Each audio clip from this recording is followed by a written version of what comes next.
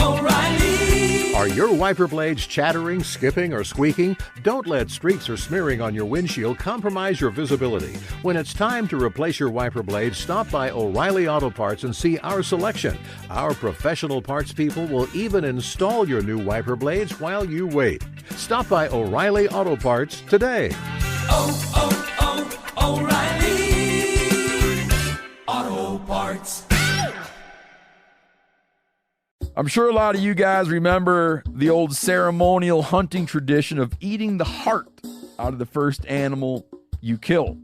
Meat from those organs are among the most nutrient-rich foods on the planet. You can get those same benefits your ancestors craved via convenient daily capsules from Heart and Soil. Find out more at heartandsoil.co. And remember, use code MeatEater for 10% off your purchase. Welcome to the Wired to Hunt podcast, your home for deer hunting news, stories, and strategies. And now, your host, Mark Kenyon. Welcome to the Wired to Hunt podcast. I'm your host, Mark Kenyon, and this is episode number 7. Today, we're going to be talking about hunting and managing for mature whitetails. And joining us is Lee and Tiffany Lakosky of the Outdoor Channel's Crush TV with Lee and Tiffany. You are not going to want to miss this, so stick around, settle in, and enjoy.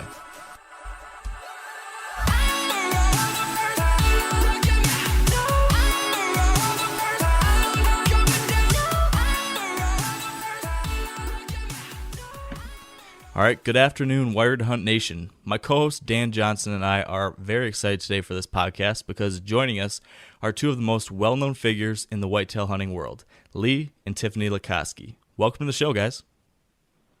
Hey, good to be here. Yeah, great to be here. Yeah, we really appreciate you guys taking the time to join us. How you guys doing this afternoon? We are doing awesome. Actually, I just picked up Lee from the field. He's trying to get his corn in and trying to catch up on a bunch of stuff because, of course, we've been turkey hunting. Yeah, it's like, you got to run down here with the Ranger because I'm not going to make it back with the tractor. So we just literally walked in the door. Nice. Well, I appreciate you finding the time for sure. How many acres do you have to plant, Lee? Well, like food plot wise, it's about between 400 and 500, depending on the clover fields that if you're redoing some of those, are the ones that carry over, that you keep them for 4 and 5 years. But yeah, I think all the food plots together, it's probably around 500. But I probably have at least 100 acres of clover, so I probably am planting each year around 400. And then we have row crop stuff that we just started taking over too. We used to just lease that out, but there's probably 300 or 400 there that we just started taking that back as well. So it's getting to be bigger and bigger from the 6 little food plots that I had behind our house when we first started, like 8 acres I used to plant 10 years ago, 1,000 acres. So it's grown fast, that's for sure. Jeez, I have 2 acres of food plots I need to manage, and I'm intimidated by just that. So I don't even know how you manage 500. That's crazy. Yeah. Some days it's not very well. Yeah. Do what you can. Scattered around. We have like 10 different farms in 3 different counties. So if it was all in one spot, not so bad. But just moving equipment and just all the logistics of it gets to be kind of a nightmare, especially when one field is wet and all right, let's move over to the next spot and it might rain over there, and then you got to keep moving around and stuff. But we get it all done somehow. Man, yeah, I can only imagine. But I guess a bad day on the tractor is still better than a good day in the office, right? Right. All right. Well, that said, we've got a lot we were hoping to talk about today. So if you guys don't mind, I was thinking we can dive right into it. Sure. Absolutely. So Lee and Tiffany, I'm sure you've heard this before, but the biggest complaint that we hear about hunting TV shows and the hunting media in general is that the scenarios and circumstances shown aren't realistic for most average hunters out there. And in some cases this might be true, but with that said, I've got a hunch that there's still a lot that avid whitetail hunters can learn from you and your experiences, regardless of how different your circumstances might be from theirs. So with that said, we wanted to frame our conversation today around this idea. How would you, Lee and Tiffany Lakosky, hunt if you weren't Lee and Tiffany, the Outdoor Channel stars? if you didn't have the great land in Iowa, the sponsored gear, the cross-country trips, if you had the same hand of cards dealt to you as one of our listeners, how would you go about hunting mature deer? So that's kind of the overall theme and idea of what we were hoping to explore today. But with that said, sorry, go ahead, Lee. Yeah, go ahead. Well, I just hear that a lot. And really, for us, we were shooting good deer, long before we had a TV show. And, I don't think we wouldn't be doing anything different than we are right now without, if we weren't doing a TV show. If I was still an engineer, and I wouldn't have as many days to hunt. But, we'd be kind of basically doing the same thing. Well, really, we bought our first farms well before we ever had a TV show and were doing anything professionally like this. Lee bought his first farm down in Kansas and with a couple buddies, and then and I remember going down there planting all the food plots and doing all that stuff just on our days off. And then we bought our first farm in Iowa. Like I said, we didn't have a TV show back in the days when we were doing that stuff. Right. Now, I read your guys' book a few years ago. Really enjoyed that. And like you said, I know that you guys were killing mature deer even back before all this. I think you were killing some pretty nice deer in Minnesota, Lee. So I was curious, maybe to kick things off, could you tell us a little bit about how specifically you were, hunting those deer in Minnesota when you were just first getting started? It all comes down to work. There's a lot of people that say, I want to shoot a good deer, but they don't really want to put any of the time and effort into it, and that's okay. It's just, it depends on how bad you want something. Right. It's just like there's, if you were born, a good athlete and you work super hard for 20 years at it, you could be a pro athlete. If you're really smart, you could work 20 years and, really hard, and you could be a doctor. And if you just had that real passion for whitetails and work really hard, you'll shoot a lot of good ones. It's no different than anything that you want to do in life. It depends on how bad you want it. I think a lot of people, they just, they think that, there's just like Tiffany and I, we're just lucky we have a good spot or whatever, and if they could, hunt our farms, they could just go out on the weekends and shoot a 180-inch deer too, and that is not the case. There's a lot of things that I'd like to have, but I'm not just willing to work super hard to get them. But there are some things that, like deer, that I've always just been super fanatical about, and there is no easy way to do it. Even like a lot of other animals, like if you want to shoot, a big elk, you can go and pay the money and go on, the White Mountain or something. You'll likely get a giant elk. But for whitetail, that doesn't really matter how much money you spend. You cannot go to any outfitter, unless you go to a hot fence. You can't come to my house and say, hey, I want to come here on a weekend and shoot a 170. It's like, heck, we don't do that. We don't do that. We hunt 100 days a year. And we maybe might shoot a 170, but you might not in a year. And that's 100 days, of hunting. And plus, hundreds and hundreds of hours of work like we're doing right now, with feeders going and all the food plots and all that kind of stuff. It's still hunting them, but at least the advantage that we have is knowing that they're there. But it's no different than when I hunted in Minnesota all summer long. The minute that the hunting season was over, December 31st, we were looking for the next deer for the next year, and it was shed hunting and things like that. And I could say, well, we got 6,000 acres to hunt here. But heck, when I was in high school in Minnesota, I had 100,000 acres to hunt because I just went and knocked on doors. You had public places. You had, all the places in the world. In Minnesota, it was easier back then, I got to say, because, there wasn't a lot of bow hunters back, 25, 30 years ago when I first started bow hunting. You'd go knock on doors and they'd be, what, you want to try shooting with a bow? Yeah, good luck to you. So there was a lot of places to hunt, but it was all summer long, every single night, going out and watching fields and finding a good deer. And it's no different than right now, even though we have our own property. It's you're out every night looking for a good deer, what you can hunt for, for next fall. And that's what I did in Minnesota. I would find the fields that had good deer in them at night, and I'd watch those deer and watch them and get cameras on them and try to figure them out and try to get a shot at them. Like normally the first week was always the best if you could, but then they kind of change their patterns. But then it's just all the normal hunting stuff. Waiting for the rut and hoping that find where the does are at. And you shed hunting, you find where all those does were bedded and where you think the bucks are going to show up. And it's just basic tactics, but it's a lot of it's time and work that you want to put into it. You weren't going in Minnesota and just blowing the dust off your bow. You're not doing it anywhere on October 1st and say I'm going to go pick a stump in the woods and sit down and hope I shoot at 180. You might, but you're not going to do it every year. I can tell you that. So it's basically just hard work. And there's all those there's the tactics and the food for us is the biggest thing, and it's no different than it was for me when I lived in Minnesota when I didn't have anything.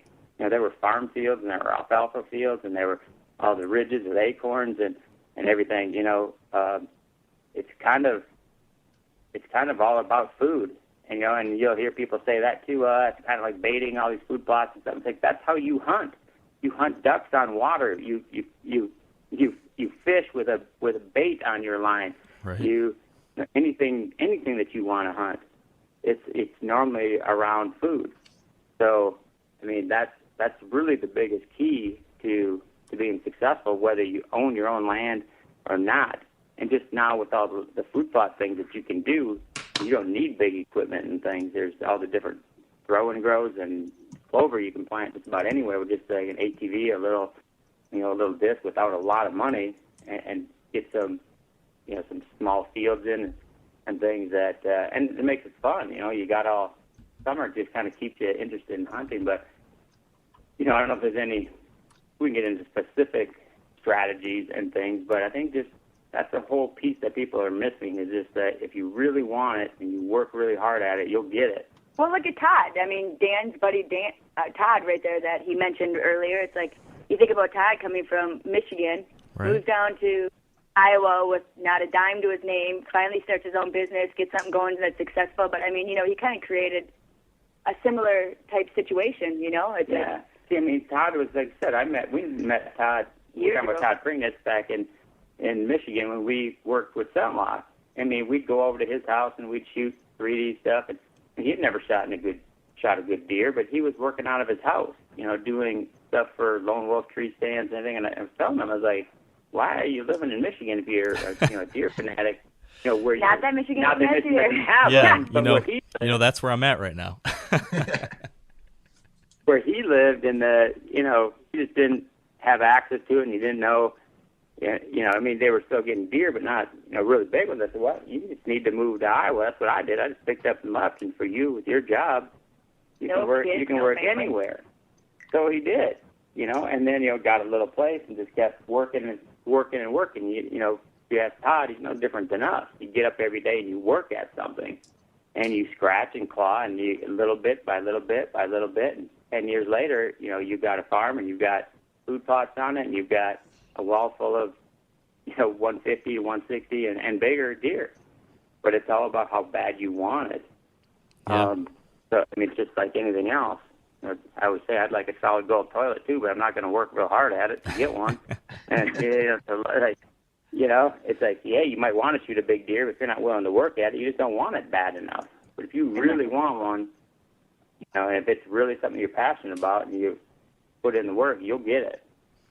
Anyone can do it.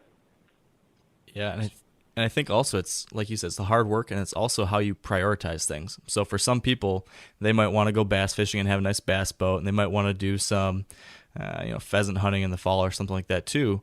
But if you are, adamant about really wanting to be able to consistently kill those mature deer, you need to prioritize that. And so like what you guys did, you prioritized that. You decided that was what was important for you, and you did the work and you made the sacrifices to be able to do that. And I posted a You're video. absolutely right. I mean, I think to this day that we haven't even ever been on a real date. We haven't been home for a Thanksgiving or a Christmas for, I don't know, I guess ever since we've even been together. But we're okay with that, you know. It's like, and our families have accepted that now that we'll never be around there at that time. But you know, I mean, would you like to be home with everybody at Thanksgiving sometimes? Well, yeah, absolutely. But is it like one of the best days ever to hunt? Absolutely. So we're going to be out there. Yeah, it's all choices. That's a fact. Now, I got a question kind of scheming off that previous question. And you said, you know, you guys are hunting 100 days, you know. As far as how much scouting do you guys do, and how much do you rely on trail cameras throughout the entire season? Let's say, are you scouting a piece of property all the way into the rut, or are you laying off a piece? How much do you rely on trail cameras? Could you elaborate on that a little bit? Yeah, our cameras are That's a game changer. Yeah, they're huge because, you know, most of our farms, I know how to hunt them. And even when they weren't our farms, you know, just places that we knocked on doors, or all of our Kansas stuff that we hunted before we bought a piece down there was all public. And even the places I hunted in Iowa was just public.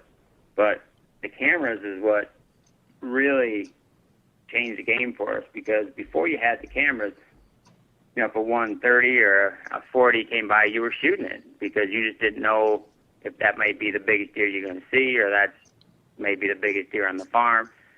But when you get pictures, you know, of a big one, you know, if you had pictures of a 170, it's pretty easy to pass those 130s and 140s knowing that he's there, but you just have to have the discipline to pass those.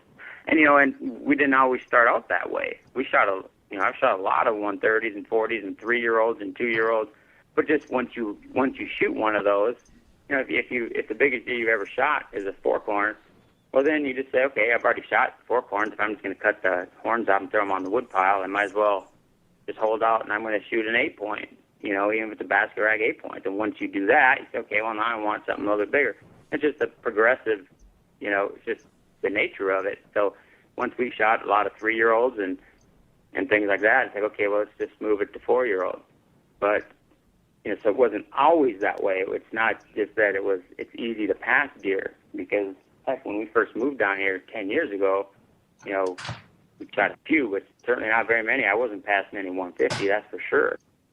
But, you know, the cameras, for me now, and even back then, it wasn't so much strategy, you know, like how to hunt a deer or where to hunt a deer. It was just what's there.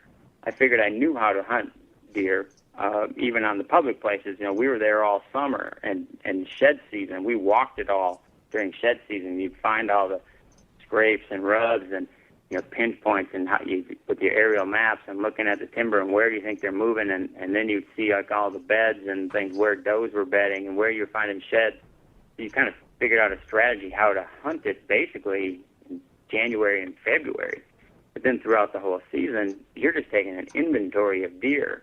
You figure, okay, if I get a picture of a deer on a field edge, well, sure, I'm going to hunt that field edge, but you're also going to be hunting in the timbers and the pinch points, and, you know, and like in the rut where all the does had been bedding and things. So I always figured I knew how to hunt the farms. I just needed the cameras for an inventory. And that's still the way that we do it now. Our cameras are just basically on, you know, feeders and food plots all summer long, and then I'll move them, you know, since I'm to scrapes and stuff in the timber, because new ones will show up in November, you know, occasionally. But for the most part, I figure I know how to hunt our farms, and all I need cameras for is the inventory. But that is so important, you know, just knowing what you've got, so you know which ones to shoot and which ones not to. And you run those cameras all year long. Yeah, we run them all year long.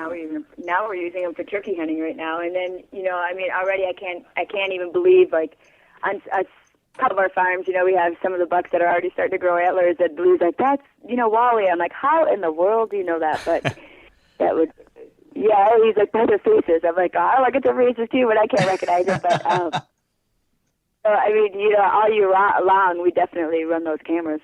So how many cameras are you running, I don't know, per property or per 100 acres or so to get a good inventory of what deer are there? Well, I mean, for us, totally, we have, you know, couple hundred probably from it was accumulated over the years. But if I had, I put out as many as I think I need to. And a lot of the places depends on if you can bait or not. We can't during the hunting season, and I wouldn't really be hunting over it anyway, because that's, if you just had a feeder out, it's usually not the best way to kill your biggest deer. So even in Kansas, where we have a farm there, I don't run even feeders during the hunting season. I never hunt over them, but like all summer long, I'll keep them going and have the cameras on, because that really cuts down the number of cameras you're going to need. Because if we have a 10-acre bean field and you wanted to get pictures of all the deer that are coming in there, you'd need 100 cameras around that thing on every trail to try to catch all the deer that were coming into it. But if you put one feeder in the corner of that bean field at some point or another during the night, about every deer that's feeding in that bean field will make its way over to that feeder and take a few bites, at the corn feeder. Even when there's all the food in the world out there, they'll always make their way over. And I usually mix like our corn with like protein pellets, or sugar beet crush works really good for us, and where it just gives an extra where the deer just want to come over and they'll eat it every night. They'll take a few bites, spend a few minutes there anyway.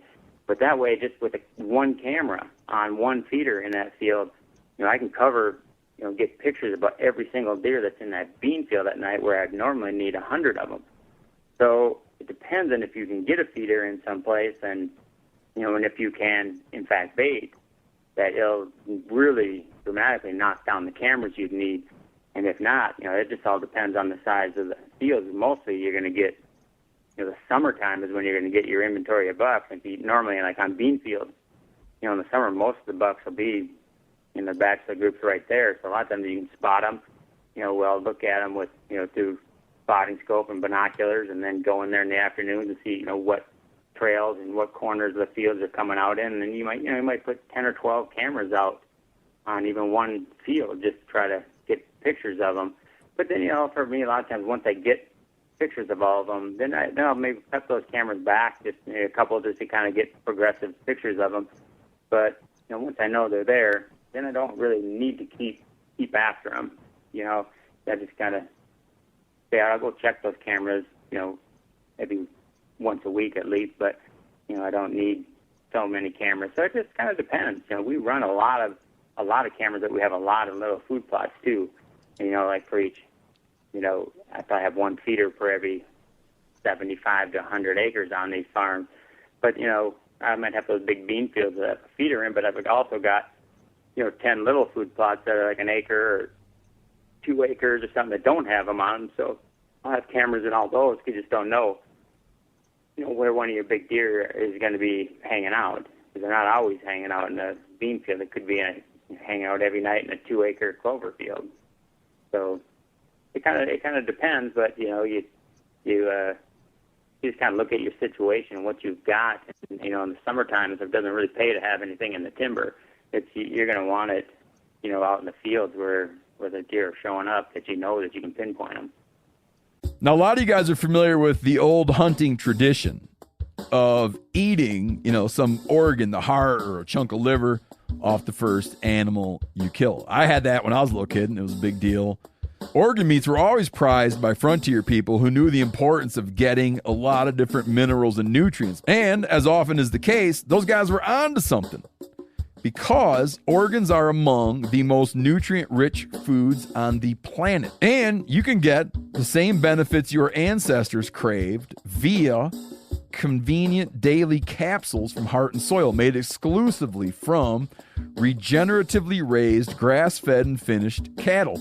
Heart and Soil's unique freeze-drying process means all those important nutrients are trapped in, ensuring you experience every one of the benefits of nature's superfood in a clean, convenient, taste-free capsule. Find out more at heartandsoil.co, and make sure to use code MeatEater for 10% off your purchase. That's heartandsoil.co. Use the code MeatEater. There's nothing like snook hook sets at dawn or catching a tarpon in the moonlight. Find your next fishing trip made easy on fishingbooker.com and experience the magic of the Sunshine State or any other destination on your fishing bucket list. Book a blue water adventure in search of sailfish or go snapper fishing with the kids. With over 6,000 captains and trips to choose from, planning your next one just got a whole lot easier. Download the Fishing Booker app on the Google Play or App Store, or visit them online at fishingbooker.com to book your trip today.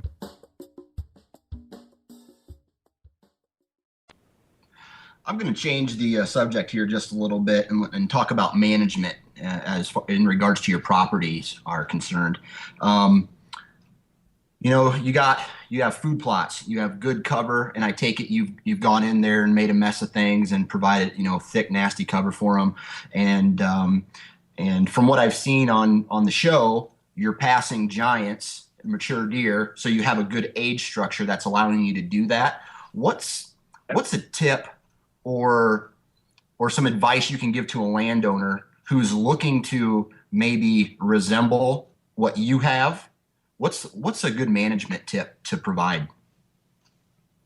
Well, for me, Mike, the first thing when I first started buying property, it was always, I come from Minnesota, it was always all timber. Where especially when I hunted when I was a kid, it was in northern Minnesota where there was no field. When I moved to Iowa, everything that we looked at, I always thought you needed, big timber, and I just went in with a dozer and dozed in the food plots. But the longer we've been here, the more I realized that there's as many deer live in the CRP fields and everything as well. So I kind of, even to start with, I look for farms that are maybe 50-50, timber to fields. And a lot of those fields aren't going to be crop fields. A lot of them will be big CRP fields. And, a lot of the CRP here was all just in brome grass. So we, burn it and kill it and take it all out and put in, a mixture of a big blue stem and switchgrass and some, some native grasses like that are, some warm season grasses. So that's a kind of a big part of it is if, it kind of depends on your property, but to get that tall grass stuff in there, boy, the deer just love laying in that. And that's where we find so many of the sheds too, because, in the wintertime, it's still cover in there, but the sun can get in there. So they'll lay in that grass more than the timber even, and to get the sun on them. So, the first thing, like I said, is, if you're looking at a piece of property, you don't have something already that's about 50-50 is about what I like to look at. And then as far as food, I get as much as I can in these places, just to, because every farm is different. But, I always thought that, you could have too much, but you really can't. I mean, we have fields that are even, 30 and 40 acres that we just put into food plots. And when you first started, you thought, man, that's way too much. And there was, food left over. But as the years go by, that number of deer just grow exponentially, especially in late season. Because now, even if we have a 30-acre field, like soybeans or corn, it'll never make it to March. It'll always be gone. And just because it attracts more and more deer, and you just figure that's what you kind of want. As a hunter in your farm, you just want to keep attracting those deer, and that's the one time, late season, that you can get your neighbor's deer. When it comes to your food plots, is there a strategy around where you place them, or are you just looking for wherever you can get a plot in? I'm curious about what your strategy is there. It's kind of both. Some of them, like in our timber, like the first farm we had was just like a big piece of timber, and so we really, walked it all and looked at all the aerial maps and stuff, and a big part of it is looking at the soil fields, and you get the soil types on there's books for that, even under the timber. So you hate to go in and spend time, with a dozer and everything and find you just have a bunch of clay under there and you can't, nothing grows in it. Yeah, we've done that. So it pays to look at your soil first and see what, even in the timber, what has decent enough soil to plant in. But so we looked at that a lot. And then any of the natural funnels through there, like we have a big creek system through a lot of our farms, and that one, our first farm in particular. But there was places where it had big, where it had curves in the creek and made big banks that were too steep for deer to go down and even for people. So you knew that they were following the creek. They weren't going to cross right there. So that's where we put food plots right there, and just even because it was a big piece of timber. The first piece that we had was 300 acres of solid timber, and it was like, well, where would you, how do you hunt it so much? Because there's oaks everywhere, there's acorns on every ridge. So how do you hunt that? So that's what we did. We found, okay, where can I get some natural kind of pinch points? If they're walking the creeks and then cross anywhere except for these areas, they can't cross here because it's, a steep, really steep bank. So that's where we put, food plots. We'd leave 60, 70 acres of timber in between the creek bed and the food plot. And we went in and just dozed some areas out. And they're not, they're not big fields in the timber, our smallest ones are probably a half an acre, and our biggest ones are maybe 3 or 4 acres in the timber. But really, it wasn't that much work. It was a couple $1,000s worth of, time for somebody to come in with a dozer, and really over time, that's probably been our best spent money that we've ever spent, because it's really not that expensive, and it really doesn't take all that much time in the whole scheme of things. But that's our strategy there were just pinch points, natural funnels in the timber. So where it was going to funnel deer down anyway, and then you'd have food there to stop them and, to get them coming in there. So that was our first strategy, was let's find some natural, just geographic pinch points, and then put our food plots in there to really funnel deer into the food plots to where, where we can get shots at them and just to see them in there. And then, other than that, a lot of it, like in our fields, in our CRP grass, because you got stuff that's in CRP, you can put 10% of that in the food plots. It was basically just looking, where it's available. We put food wherever we could. And, of course, you're going to want them in, if you have a big CRP field, you want them in inside corners and things like that where deer naturally come out and where it's easy to get equipment into and things like that. So, there's definitely strategies of, where you want to put those fields, but, in the big scheme of things, a lot of our farms just wherever we can. Yeah, that makes sense. Now, one other question, kind of related, how about entry and exit to your stands, and how that relates to your food sources and different habitat improvements? Is that something you guys really think about before making any changes to the property, or do you kind of adjust your entry and exit based on where you need to put the food, given the different criteria you already mentioned? Yeah, I mean, that's very important. And like, we have farms here that never even had a stand in the timber for 2 and 3 years, until I really felt that I knew the property and how the deer moved inside the timber. And so I'm really fanatical about that. But that's why you'll see most of our stands are on food plots. During the rut, we'll get in the timber, quite a bit, but most of the time it's on food plots. And, just the reason for that is we go all year long. All year long, we are in those fields once a week at least. We're in there checking cameras and checking our feeders to make sure that they're filled. And you learn this at Tiffany's mom's house. We put a feeder out in front of her house, and it's only 100 yards or less right in front of her house. When we first put that out there, you get deer coming in like at 2 a.m, but if you drove, if you even walk by the windows, they'd run.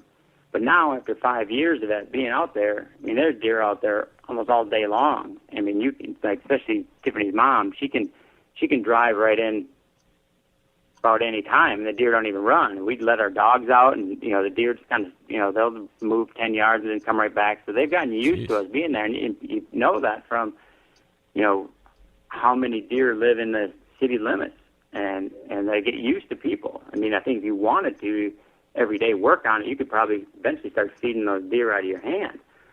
So, they're very adaptive, and so that's where I think we always used to talk about, hey, keep everything totally low pressure, low impact, but I don't really feel that way anymore. I think where we have so much success on the big deer, broad daylight, not even up against camera light, is that we are going almost every week. I'm in my food plots checking cameras and checking feeders and checking the fields. And a lot of times the feeders are in those food plots.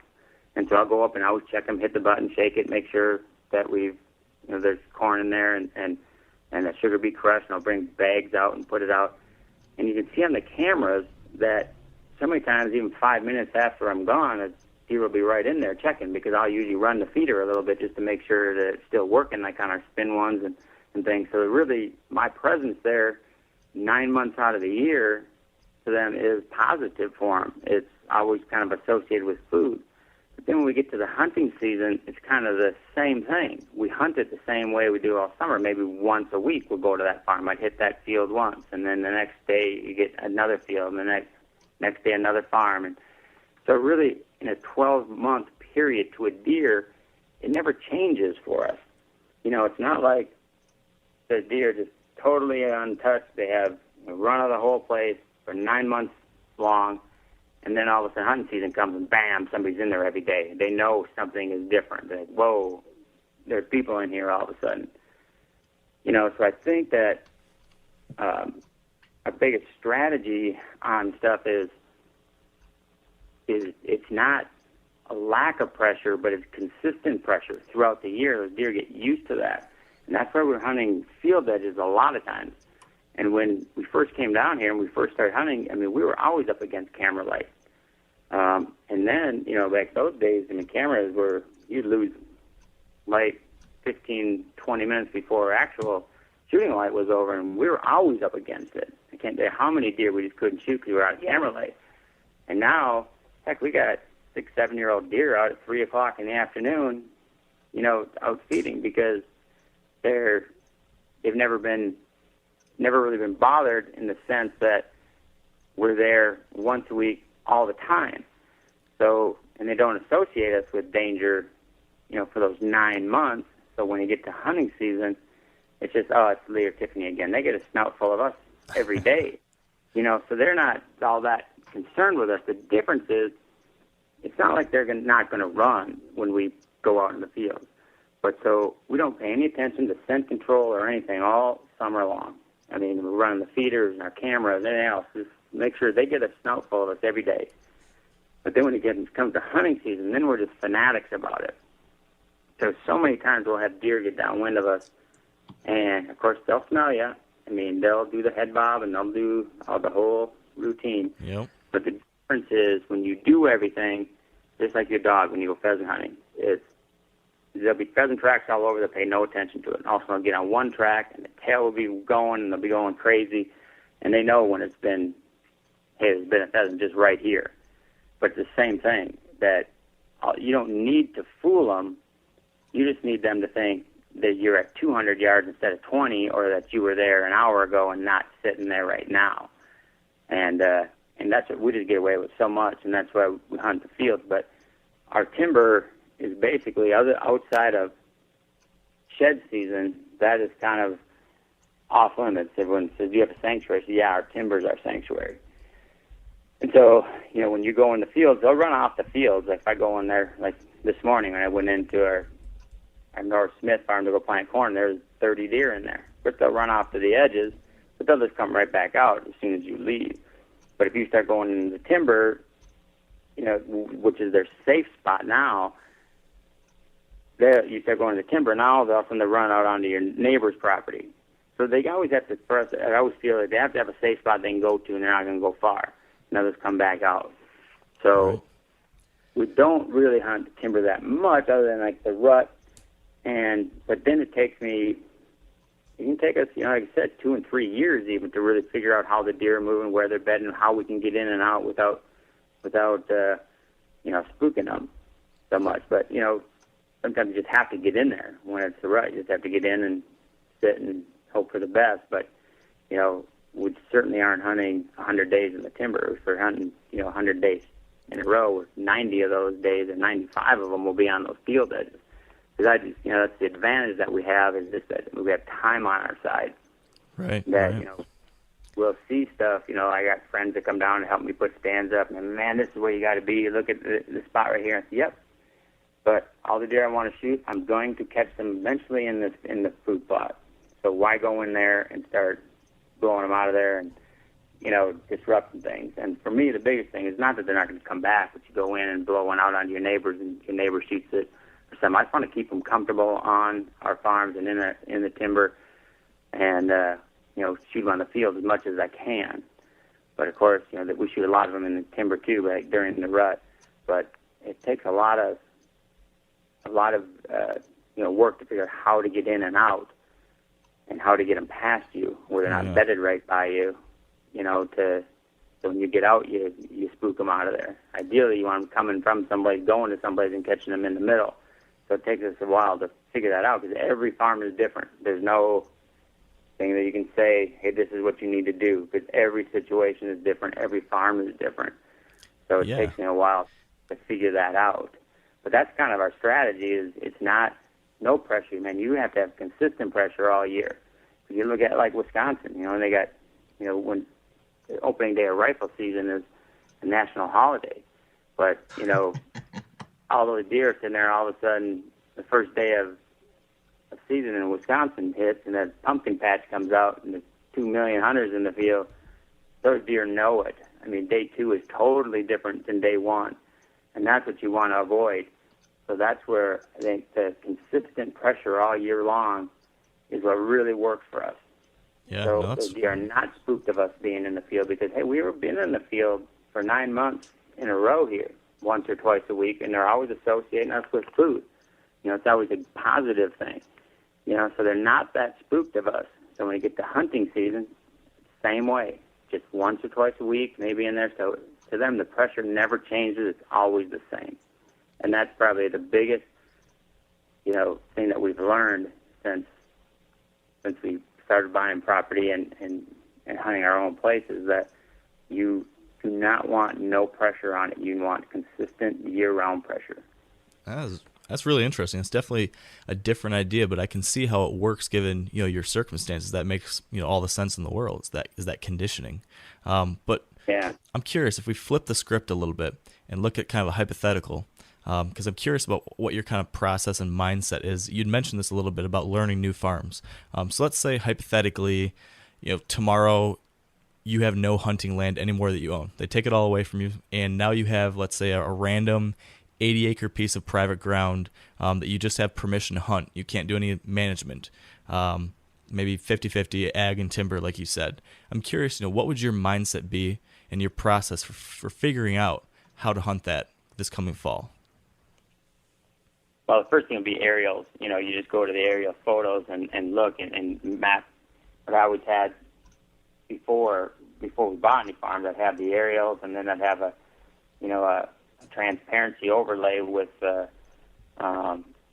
all the structures on it, so you could see where the hills and where it was steep and where it wasn't, and all that. So you can kind of put together the structure of the timber, as well.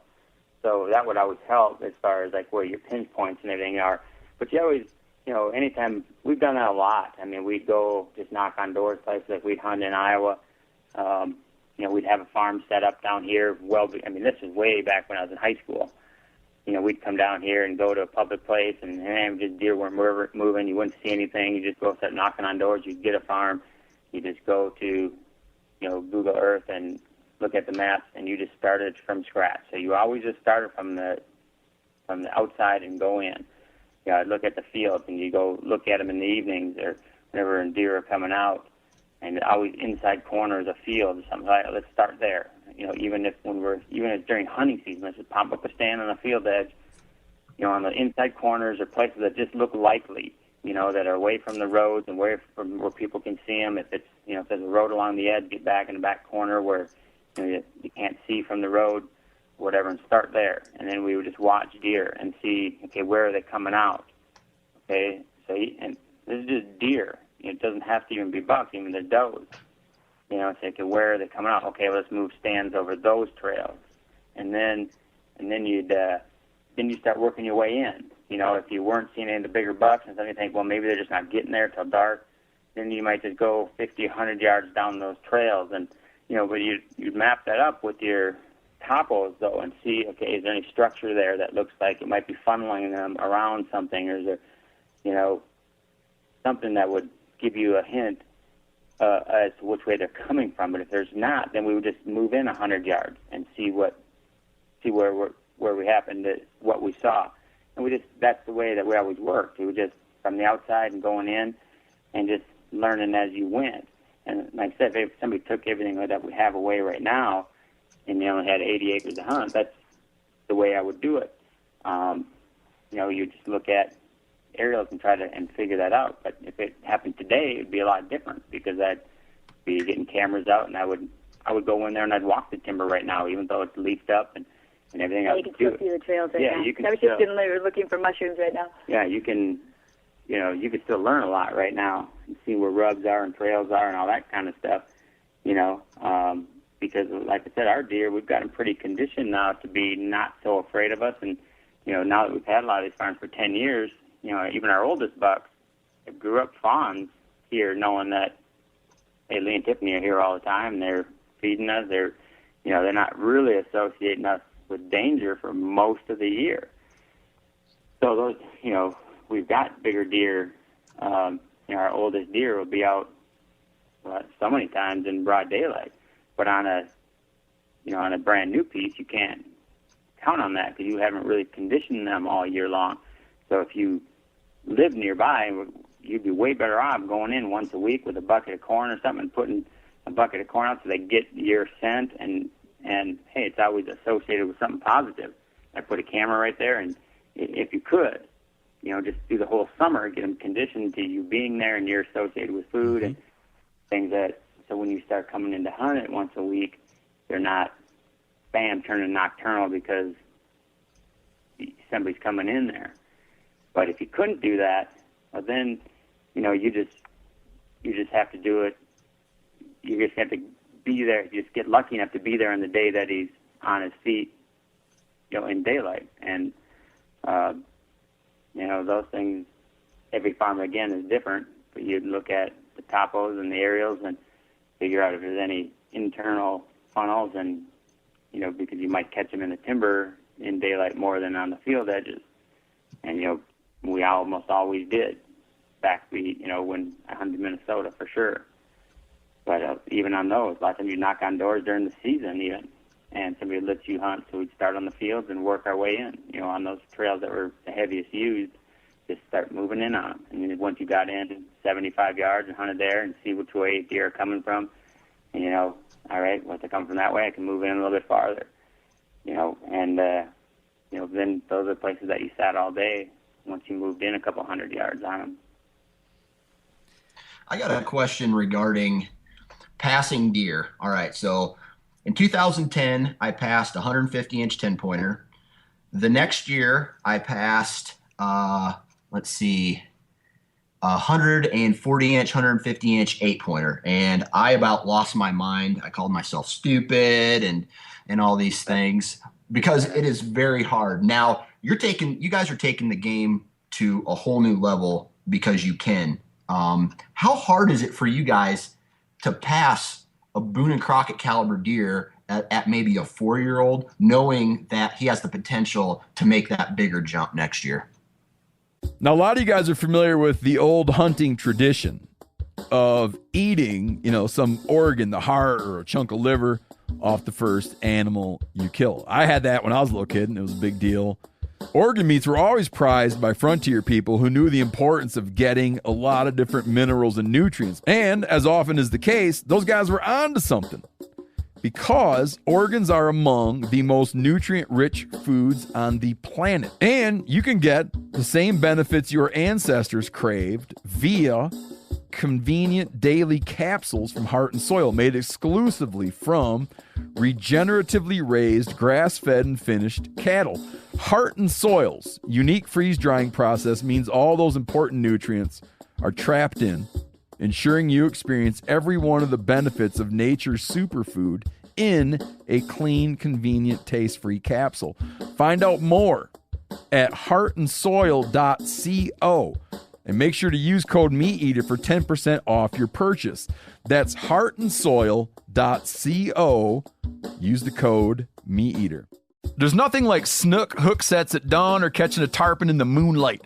Find your next fishing trip made easy on fishingbooker.com and experience the magic of the Sunshine State or any other destination on your fishing bucket list. Book a blue water adventure in search of sailfish or go snapper fishing with the kids. With over 6,000 captains and trips to choose from, planning your next one just got a whole lot easier. Download the Fishing Booker app on the Google Play or App Store, or visit them online at fishingbooker.com to book your trip today.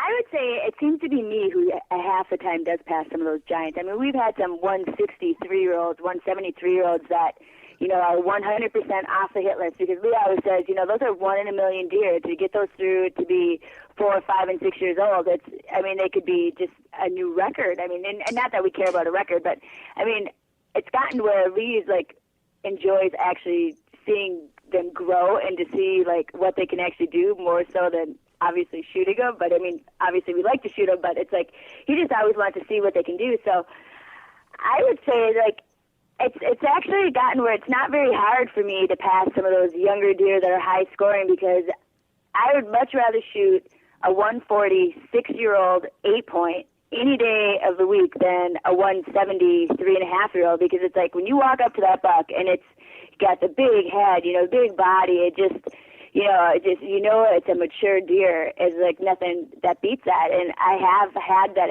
100% feeling when I've shot a deer that I think was big, because sometimes when they come running through the woods, they can catch you a little bit, especially for me, more so than Lee.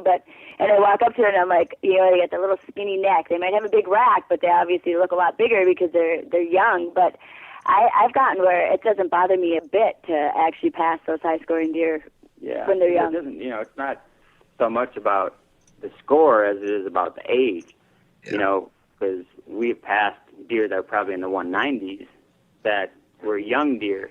Wow. And you're those are 1 in a million. And unfortunately, we've lost all those big deer like that to neighbors because, and you can't blame them. It's still 190-inch deer, but they're 3-year-olds and they're kind of the dumbest deer in the farms, because they're still getting pushed around by the older ones and they want to be prime breeders, but they're not. There's enough old deer on top of them, so those are the ones that you rattle in, you grunt, and they come running in. You're not doing that. 6, 7-year-old bucks aren't coming running into your rattling or to your grunt call like a 2 and 3-year-old is. So we made that mistake when we first moved here. We were like, okay, I'm gonna manage. I'm gonna plant food plots, and I'm gonna get in. And I felt okay, yeah, we're passing 130, 140-inch deer, but they could have been 4 and 5 or 6-year-old 8-points, and you thought you're doing the right thing. And the first 160 and 70 that came in, we whacked them, and inevitably most of those were 3-year-olds. And by the third year we had our farm, every ridge was run by an old crappy 8-point, and they would run off every other good genetic deer we had, the young ones. And they're like, well, that is terrible management, passing the poor genetic deer and shooting our good young, great genetic deer. So like I said, it all is a learning experience, and you have to shoot some of those younger deer and those 150s and 40s and things, and get that out of your system. Say, okay, I'm ready to move on. I've already done that. So now we kind of do it strictly by age. Some of our deer that are my top deer on the hit list that are 6 and 7 that just keep getting passes are not high-scoring deer, per se. We have a deer we call Starbucks, so he's got just huge brow tines, but he doesn't have a whole bunch else going on. He was just an 8-point, but he just put up little 4s this year. But, he may be high 50s to 60s, maybe. But he's probably number 1 on our hit list, and because he's going to be 6. And we have a lot of history with him, and we've watched him grow since he was 2 years old. But, he'll be on our hit list way ahead of, we have some good young, on that farm in particular, a good 12-point that's on there that was 3 last year that was probably in the 70s. So, you wouldn't even think twice about passing him. You're like, no, he's got great genetics. We need to let him get to 5 no matter what. And, the deer that are 5 and 6 already, they might be number one on our hit list, and even though they're not near the highest scoring deer.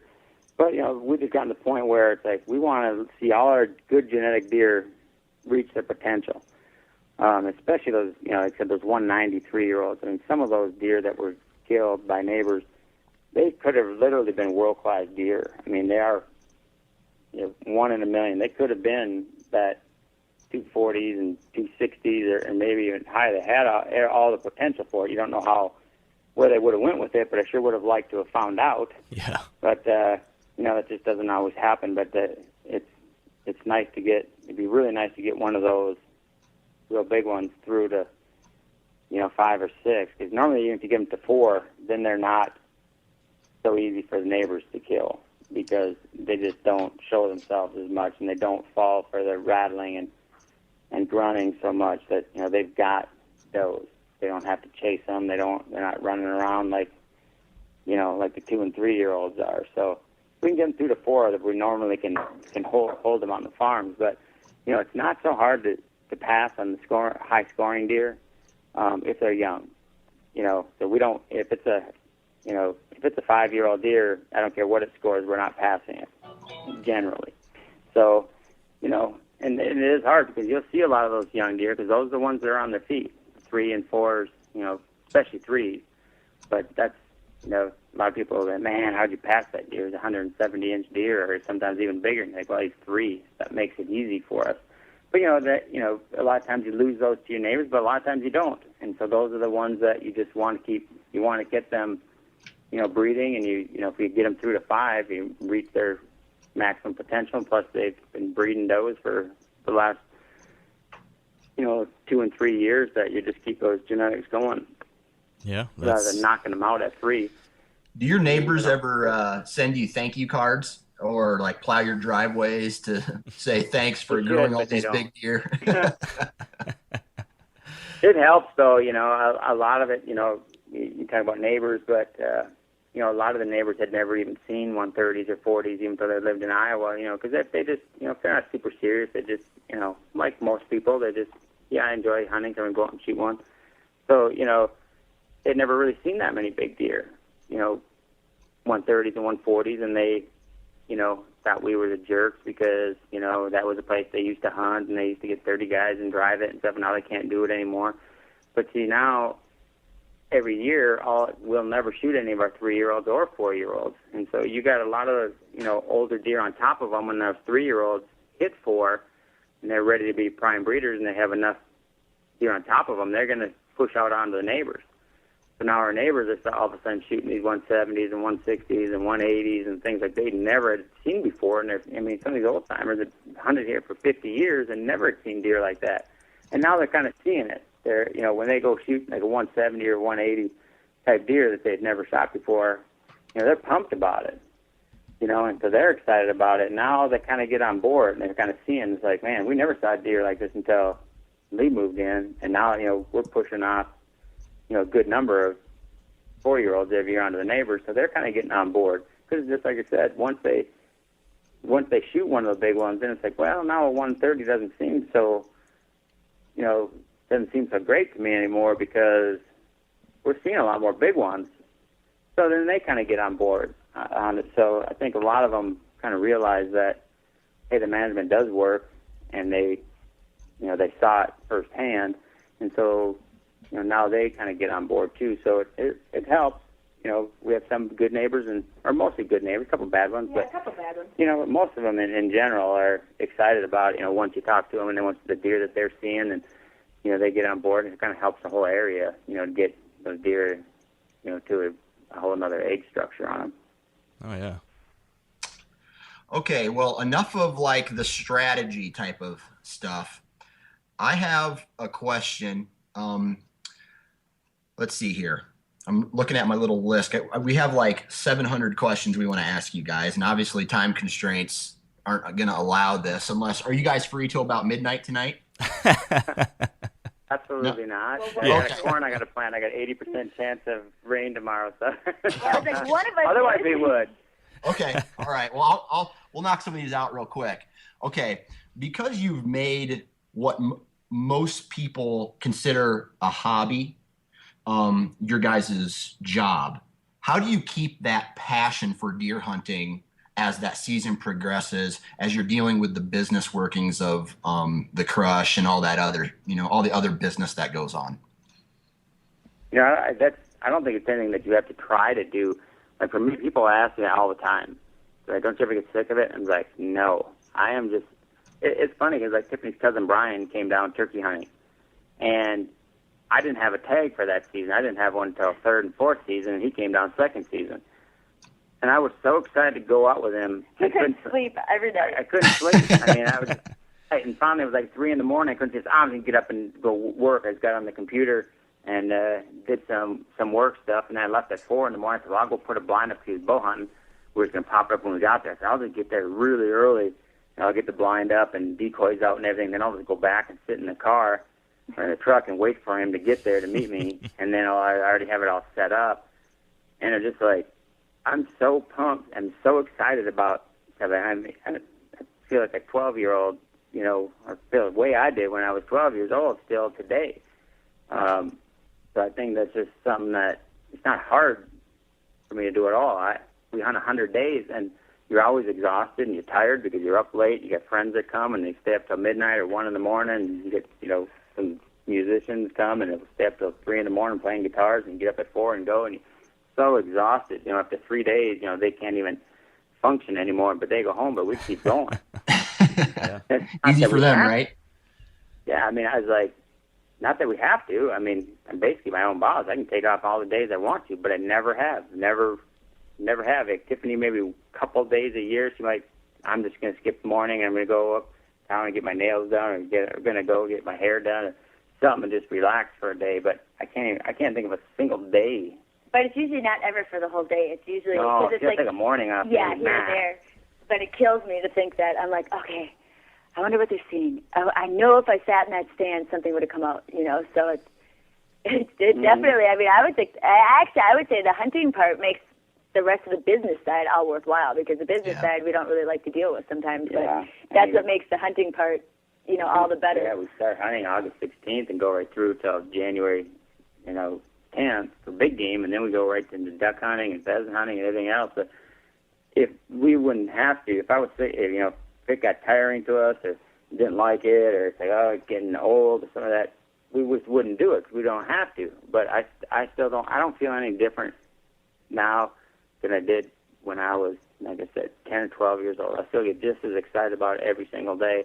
I know that probably a lot of people wouldn't be, but I think that's part of what I was talking about earlier. I'm just so infatuated with deer, so my whole life, everything you're going to do, every day I get up and think about deer. How can I improve the habitat? How can I, make this deer bigger? How can I make their lives easier? How about all the ticks that are on them? Is there something that I can do to spray them or get something that get the ticks off them? Is that going to be less stress on those deer? Make it more comfortable for them, and to, grow bigger racks on. A lot of people don't, all summer long, they may get up and think about, going boating. Not me. I think every single day about it. Deer is what I think about when I get up.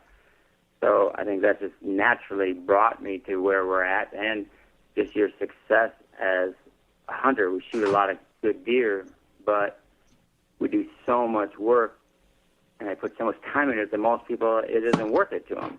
They're not that infatuated with deer. They want to shoot a good one, like I was saying earlier, but it's not that important to them whether they're going to spend every waking minute on it. But there are people, I think there's definitely, there are whitetail nuts like me out there, and I think most of those people, if you're very passionate about something, you'll be successful at it if you put that much time and effort into it. Yeah, no, I think I'm right there with you, Lee. Like my grandpa always told me, was that if you love what you do, you'll never work a day in your life. And that's what I've tried to do. That doesn't feel like work if you're actually passionate about it and really loving every second of it. So for whitetail addicts like us, it's a good place to be. Definitely. Yeah. I would say, I remember my sisters telling me, you're crazy, just about hunting in general. They're like, you're never going to do anything with your life. All you ever think about is hunting. And I was like, yep. And I was like, I feel sorry for people that don't, because, that don't have something, not necessarily hunting, but just if you don't have anything that you feel that passionate about in your life, they're missing out, because like for me, I would say I could never be depressed. I could never be, anything like that, because I just every day I look so forward to hunting season. And that's what really makes like having farms, and even if you didn't have farms, just to go out and plant food plots or going out and looking at deer and things. To me, that's hunting every day. This is the real hunting. It's now. When October comes around for us, I'm sitting in the deer stand and I'm hunting, but the important part of hunting is done outside of those 3 months of hunting season. I was compared to a golfer. Definitely. I was like, look at a golfer. You spend thousands of hours on putting greens and driving ranges and everything, perfecting your game, and then you go 1 hour for every 1,000 hours to a golf course to test what you learned. To be a pro golfer, you don't go out and golf every day on a golf course. You go out and you hit and hit and hit with every driver, and every iron, just to get all those shots perfected someplace. And then you go and you test it out on a golf course. It's no different in hunting. All the work is done between, for me, January 15th and October 1st. That's when all the work is done, and learning and perfecting all those things. And then the 3 months of hunting season is the time when I go to the golf course and you just test did my homework pay off? Did I practice in the right ways if you're a golfer? Did I work on the right shots? Did I cover everything?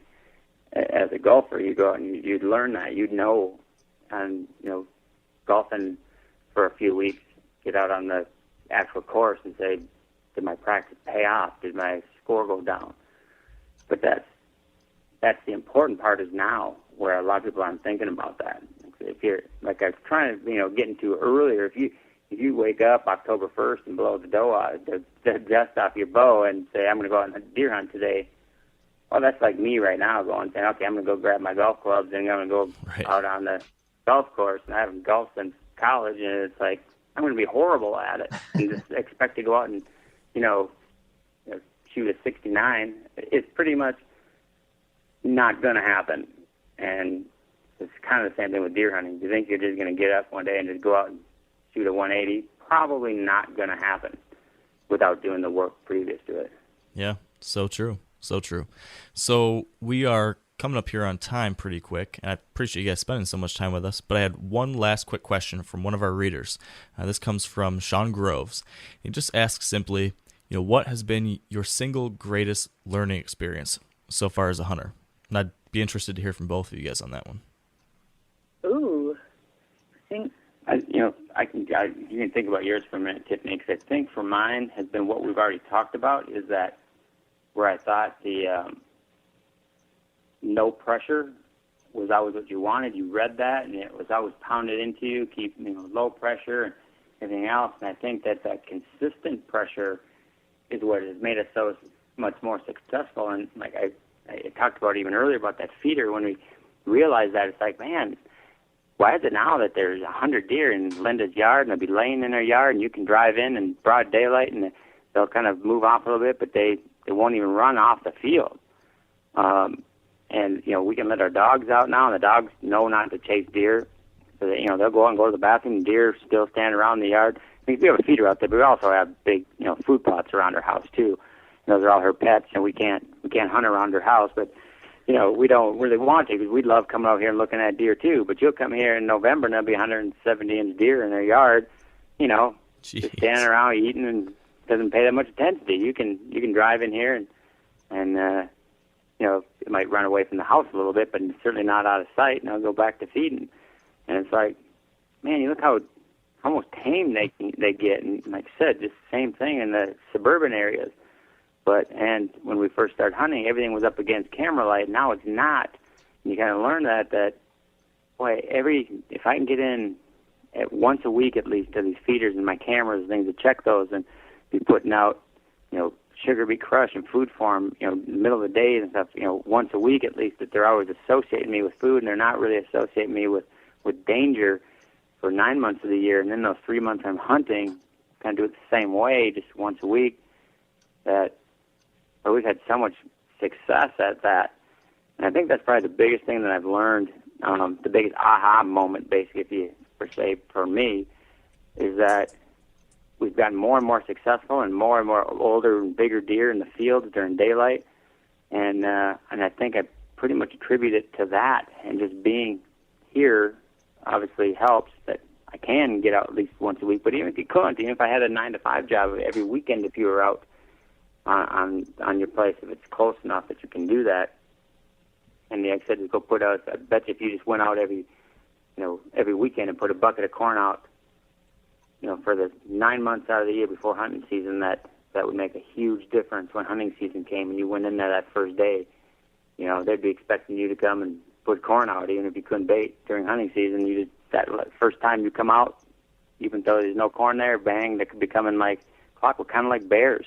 You go bear baiting, and the bear, heck, you drive your four-wheeler and they hear you coming and they're all standing at the bait site waiting for you.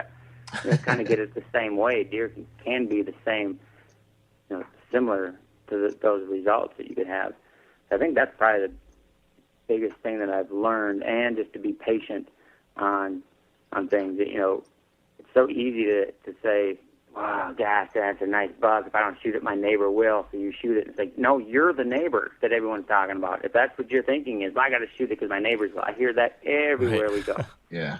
No, you are the neighbor that you're talking about.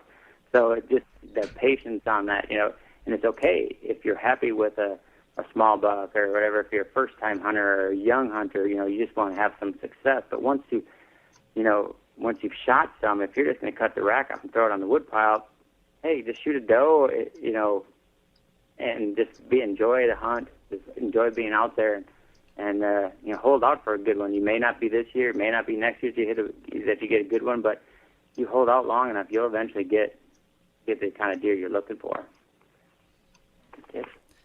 As far as for me, I would say, I wasn't raised hunting. I would still consider, even after, I think I've been hunting probably 12 or 13 years now, that heck, half the time I still feel like a rookie. So, for me, it's everything is just like a learning experience. I feel like from where I started, right when the first time I ever went out on a hunt with Lee and I shot my first buck the first night I sat in a stand, to like where I've come now.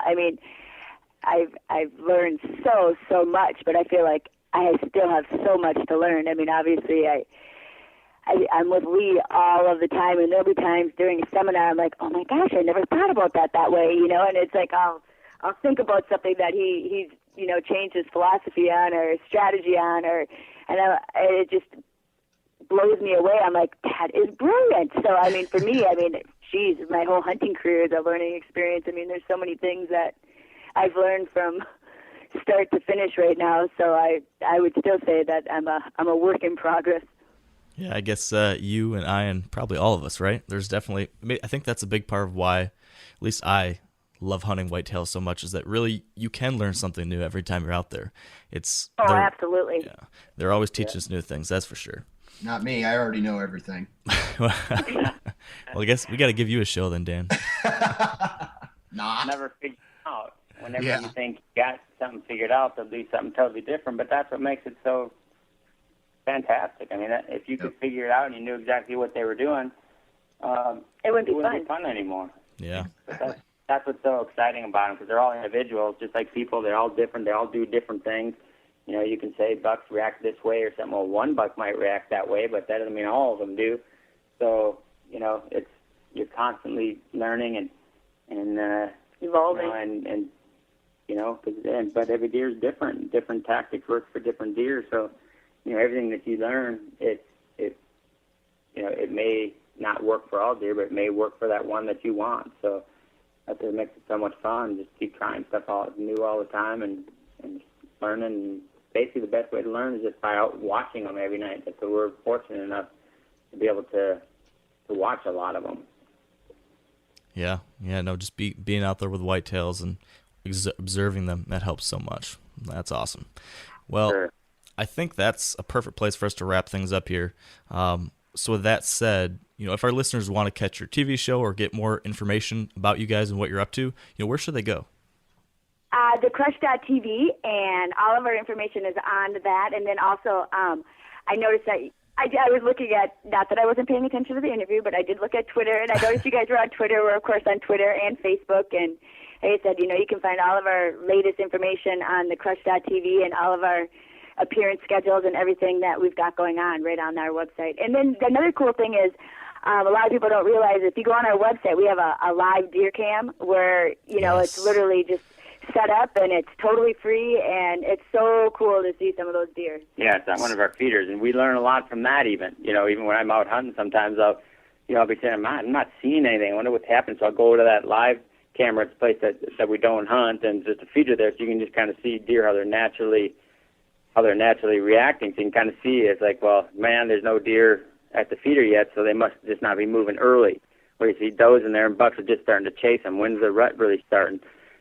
So see, are there any bucks chasing those does around? So it really helps you. You can learn a lot from it, but it is neat to see. Like right now, they're just getting, they're only up 2 or 3 inches. But when you get into July, when these deer start coming out, you'll see there's been 170 and 180 inch deer on that camera, and pretty regular too. So they're neat to see, and there's wild deer and the deer that we hunt, but not on that end of the farm. We'd say, well, if we get to the other end on some of our food plots, something we'd hunt them, but we don't hunt that whole end of that farm on that. So we haven't shot any of the deer that have been on it so far, but there's a possibility that we could. Yeah, So, I love that camera. I found it, I think I discovered last year at some point. I remember driving down during the rut down to southern Ohio where I was hunting, and a buddy and I had your live camera going on our cell phone the whole drive down just because we were curious to see what deer might pop up. That was pretty cool. Yeah. Yeah, it's a lot of fun. Well, that said then, we'll make sure to include the links to your website and that different information on the website at our show notes. And then, of course, I just want to thank you both so much. We really appreciate the time you took, I know time out of your busy schedule to speak with us, and it's been great. I think we all learned a lot, and it's been a really interesting conversation. So thank you so much. Hey, thank you for having us. I tell you, anytime you guys want to talk, we're available. And as you can tell, there's not anything that Lee likes to talk about more than whitetails. Well, us too, so it's perfect. All right, wow. I'd say that was pretty interesting. Don't you think so, Dan? Yeah, it kind of gives a different perspective than what everybody else sees or thinks. I mean, obviously, Lee is a fanatic when it comes to whitetails and how much time and energy he actually puts into it. Oh yeah. And to defend all the TV guys out there, these guys are filming hours or hundreds and hundreds of hours of footage, all edited down to, a 22-minute TV show. Yeah. So it takes work. There's a lot of work that goes on behind the scenes, that's for sure. That's right. So that said then, we do need to wrap things up like we said, but I believe you had a quick announcement you wanted to share with the listeners today. Is that right? Yes. I actually started a blog myself, and it's called Nine Finger Chronicles, the Nine Finger Chronicles, and it's the Nine Finger Chronicles, it's ninefingerchronicles.com, and it's pretty much just a little bit of a lighter side to the hunting. I'm having fun with it. It's not going to be too serious. So you can visit me on Facebook. I have a Twitter. I'm Fort Worth Nine Fingers is my Twitter feed. And nice. Again, that I got my website up, and that's ninefingerchronicles.com. Cool. So, very cool. Well, I'm excited to check it out, and I'll make sure to include a link in the show notes as well, so that if any of the listeners want to check out the Nine Finger Chronicles and hear about your crazy stories, that's where to find them. perfect. Excellent. Well, with that said, thank you so much to everyone out there listening today. We're thrilled that you've taken the time out of your day to join us, and I hope you enjoyed this episode. If you're new to the show, be sure to head over to iTunes and hit the subscribe button so that you'll get updates when new shows are released. And if you're a longtime listener, we of course would love it if you could leave a rating or review on iTunes as well. We'd also like to thank our partners who help make this show possible. Big thanks to Sitka Gear, Bushnell Optics, Trophy Ridge, Bear Archery, Redneck Blinds, Carbon Express Arrows, Lacrosse Boots, Big & J Long Range Attractants, and the Whitetail Institute of North America. Be sure to visit wiredhunt.com/episode 7, that's the number 7, to view the show notes from today's episode. And if you're new, head over to wiredhunt.com to sign up for our Whitetail Fix newsletter, which will help you get updates on what's new and interesting on the blog. With all that out of the way, thanks again, Wired Hunt Nation, and until next time, have a great week and stay wired to hunt.